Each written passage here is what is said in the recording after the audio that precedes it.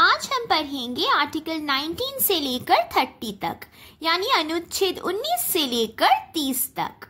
Article 19 देखिए, अनुच्छेद 19 के यहाँ पे मैंने एक स्टार बनाया है, यानी ये जो अनुच्छेद है ये सिर्फ परमानेंट रेसिडेंट यानी परमानेंट सिटीजन, स्थायी नागरिकों के लिए उपलब्ध है। अगर आप कोई फॉरेनर है या एलियन है, अस्थायी यानी टेम्पररी सिटीजन है, तब ये जो आर्टिकल है आर्टिकल 19 ये आप पर लागू नहीं होगा। तो आर्टिकल 19 में हमारे 6 अधिकार है। It includes 6 rights. पहले जब आर्टिकल 19 लिखा गया था तब ओरिजिनली उसमें 7 अधिकार हुआ करते थे, पर अभी उनमें से एक घटा दिया गया है। तो वो कौन सा आर्टिकल है जिसे हमने रिमूव या हटा दिया? Right to acquire, hold and dispose property, इसे हमने हटा दिया। यानी जो संपत्ति का अधिकार था, संपत्ति को अधिग्रहण, धारण या निपटन करने का, उसे हमने हटा दिया। ये हटाने के बाद 7 अधिकार बन गए 6 अधिकार।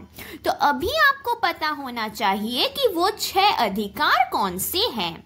Speech and expression, assembly, association, movement, residence और प्रोफेशन।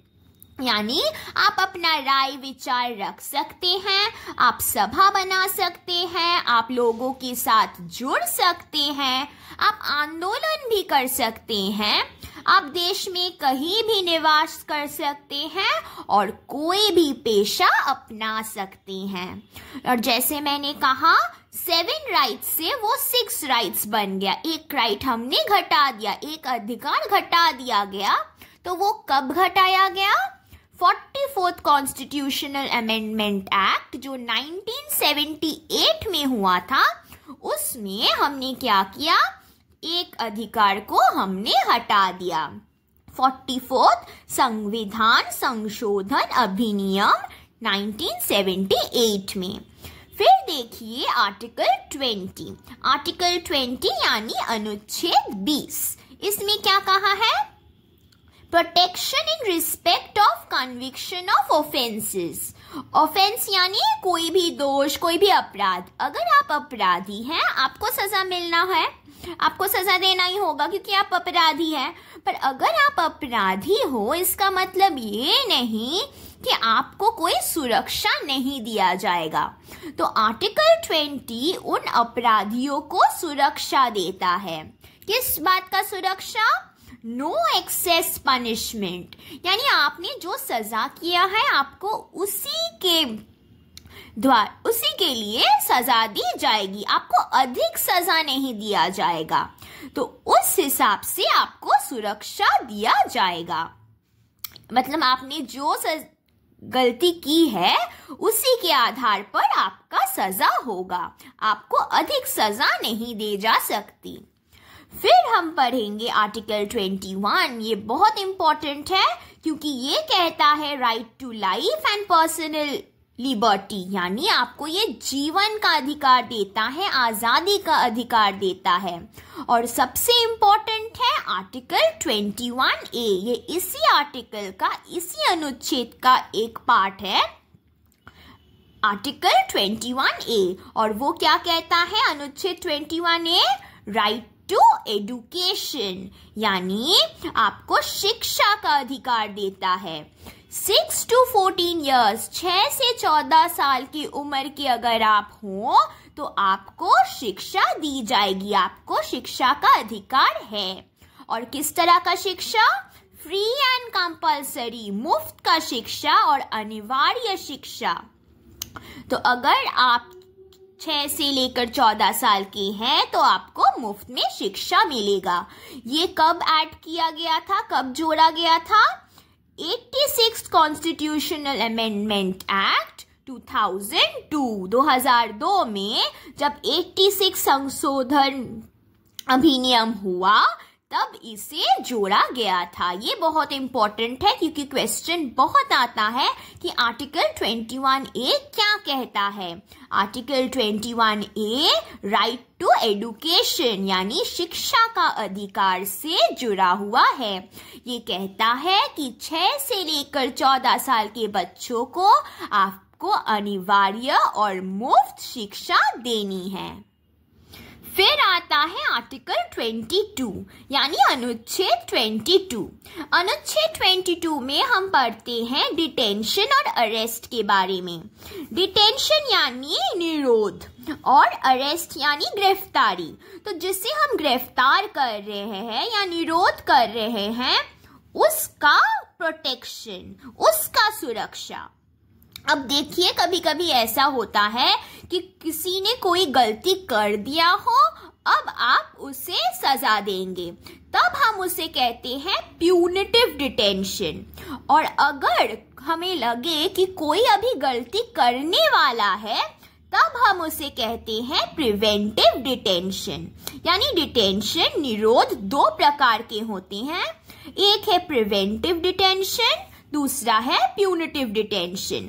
प्रिवेंटिव यानी उसने अभी तक गलती किया नहीं पर आपको ये सस्पेंस है, आपको लगता है कि वो इंसान कुछ गलत करने वाला है, तब आप एक प्रिवेंशन ले रहे हैं, पहले से ही आप सुरक्षा ले रहे हैं, तब हम करते हैं प्रिवेंटिव डिटेंशन। पर अगर कोई व्यक्ति वो गलती कर बैठे तब हम लेंगे प्यूनिटिव डिटेंशन। जब गलती हो गया है तब आप FIR कर सकते हैं, पर अगर आपको लगे कि कोई आपके देश के लिए खतरा बन सकता है तो आप उस पे FIR चार्ज नहीं कर सकते क्योंकि उसने अभी तक वो गलती किया नहीं है, तो आप किस आधार पे उसे सजा देंगे।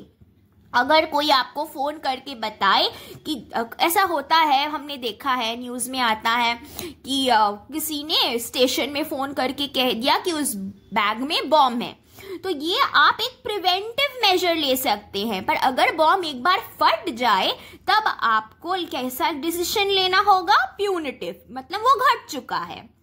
तो प्रिवेंट करने के लिए, कुछ खराब चीज होने से प्रिवेंट करने के लिए हम क्या करते हैं, प्रिवेंटिव डिटेंशन करते हैं। हमें अगर लगे कि ये व्यक्ति हमारे देश के लिए हानिकारक है तब हम क्या करेंगे, उसे होम अरेस्ट यानी नजरबंदी कर देंगे। नजरबंदी हम कितने दिन तक कर सकते हैं, 3 months, 3 महीने तक आप किसी को नजरबंद कर सकते हैं। अब नजरबंद करने का मतलब क्या है, नजरबंद करने का मतलब ये है कि आप उससे सारे सोशल मीडिया से कट ऑफ कर दें, नो इंटरनेट, उससे इंटरनेट छीन ले। ऐसे आप उसे क्या करेंगे, होम अरेस्ट कर सकते हैं। और ये कर सकते हैं आप 3 महीने तक। 3 महीने तक आपको देखना होगा कि आपका जो ये फीलिंग था कि वो एक खराब व्यक्ति है या नहीं, ये आपको प्रूफ करना होगा ये 3 महीने के अंदर। और अगर आपको ये बढ़ाना हो, ये समय बढ़ाना हो, तो वो कौन कर सकता है, advisory board of high court, हमारा जो उच्च न्यायालय है उसका जो सलाहकार बोर्ड है वही इस समय को बढ़ा सकता है। और अगर उसने नहीं बढ़ाया तो आपको उस 3 महीने के अंदर आपको उस व्यक्ति को जांचना पड़ेगा, उसे होम अरेस्ट, नजरबंदी आप 3 महीने तक ही कर सकते हैं। फिर आता है आर्टिकल 23।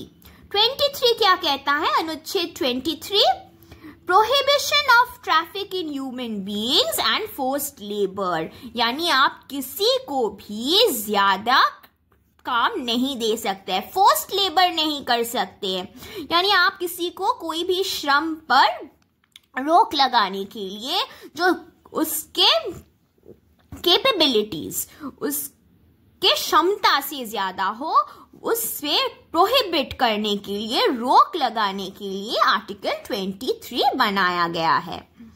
फिर आता है आर्टिकल 24 ये सारे बच्चों के लिए है। अनुच्छेद 24 protection of children in factories, mines, railways, यानी अगर कोई बच्चा को कोई रेलवे में, कारखाना में या फिर रेलवे में या फिर खदान में, आप उन लोगों को काम नहीं दे सकते हैं जो 14 साल के नीचे हो, below 14 years। Harmless jobs, no prohibition, यानी ये सारे जो काम है फैक्ट्री में, माइंस में, रेलवे में, ये सारे हानिकारक काम हैं। इसीलिए आप कोई भी बच्चा जो 14 साल के नीचे हो, उन लोगों को इन सारे कामों में नियुक्त नहीं कर सकते। पर अगर कोई काम हो जो हार्मलेस हो, जिसमें कोई हानि बच्चों को ना पहुंचे, तो आप उन कामों में इन 14 साल के नीचे के बच्चों को दे सकते हैं। 2005 में national commission and state commission for protection of children rights ये पास हुआ था। आपको सिर्फ ईयर याद रखना है कि ये जो आयोग हुआ था, ये जो कमीशन यानी आयोग, राष्ट्रीय आयोग और राज्य आयोग कि यहाँ पे बाल अधिकार सुरक्षण के लिए बनाया गया था, वो कब हुआ था? 2005 में। और 2006 में क्या हुआ? Banned employment of children as domestic servant, यानी आप अपने घरों में कोई भी बच्चा को एक सर्वेंट के तरह नहीं रख सकते, यानी कोई बच्चा कोई घर में काम नहीं कर सकता है। इसे प्रोहिबिट, इसे बैन किया गया, इसमें प्रतिबंध लगाया गया। फिर देखिए आता है चाइल्ड लेबर अमेंडमेंट एक्ट 2016, ये बहुत इंपॉर्टेंट है। ये बाल श्रम संशोधन अभियान जो 2016 में लागू हुआ था, वो कहता है कि prohibition of child labour in all occupation below 14 years। पहले हमने पढ़ा था कि अगर फैक्ट्री, माइंस, रेलवे या कोई भी हानिकारक काम के लिए आप बच्चों का इस्तेमाल नहीं कर सकते, पर इस एक्ट के बाद 2016 के एक्ट के बाद ये कहा गया कि वो हानिकारक हो या वो हानि रहित हो, जो भी हो, आप कोई भी बच्चे को काम पे नहीं रख सकते जो 14 साल के वर्ष से कम हो। और अगर आपने ऐसा किया तो आपको कारावास और जुर्माना देना होगा। Imprisonment for 6 months to 2 years, मतलब 6 महीने से लेकर 2 साल तक आपको जेल किया जा सकता है। उसके साथ आपको जुर्माना, फाइन भी देना हो सकता है। कितना? 20,000 से लेकर 50,000 तक, यानी 20,000 से 50,000 का जुर्माना और 6 महीने से 2 साल का कारावास आपके साथ हो सकता है, अगर आप कोई बच्चा जो 14 साल के नीचे है उसे आप काम पर रखें। फिर आर्टिकल 25 यानी अनुच्छेद 25, freedom of conscience and free profession, practice and propagation of religion. अब तक हमने बच्चों के बारे में पढ़ा, अभी हम जो भी पढ़ेंगे वो है रिलीजन यानी धर्म के बारे में। आर्टिकल 25 कहता है कि आप कोई भी रिलीजन को प्रैक्टिस कर सकते हैं, अपना सकते हैं और आप उसका प्रचार भी कर सकते हैं, प्रोपगेशन कर सकते हैं। अश्योर्स राइट्स ऑफ इंडिविजुअल, यानी आपका जो अधिकार है उसे वो अश्योर करता है, गारंटी करता है। कौन गारंटी करता है? आर्टिकल 25। फिर अगर हम आर्टिकल 26 यानी अनुच्छेद 26 देखें तो इसमें every religious domination shall have the right, इसमें हमारे कुछ धर्म के अधिकार लिखे हुए हैं।